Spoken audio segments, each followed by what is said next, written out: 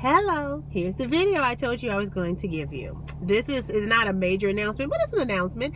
And as I mentioned, it's 10 years in the making that I first had this idea when I was trying to help a friend. And I've used it here and there over the past 10 years. And now I'm ready to give this to you, give it to myself, and let's just do it. All right, so everybody probably has heard Einstein's definition of insanity is doing the same thing over and over again, expecting a different result.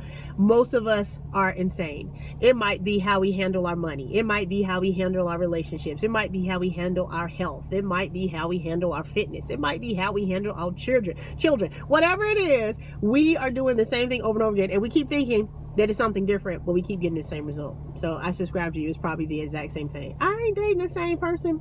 They kind of like the same person, they just got a different name.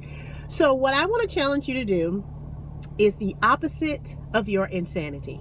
If you think about changing your whole life, it's overwhelming and it tends to set you up for failure. So if I said I was never going to drink another soda, I'm probably going to have to go buy a 24-pack on the way home. But if it's just the next time I go to grab a soda, I say, you know what? I'm going to do the opposite of my insanity. Just this one time, I'm going to get some water. That's it.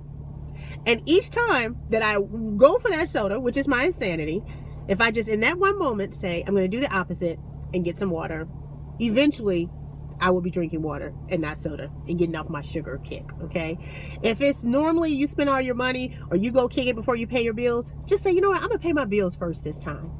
Just that one time. Don't say you're going to do it forever, just that one time. But if each time you do it that one time, eventually you have stopped being insane. So I want you to challenge yourself. It's basically a self-help guide you will write for yourself. Be honest with yourself.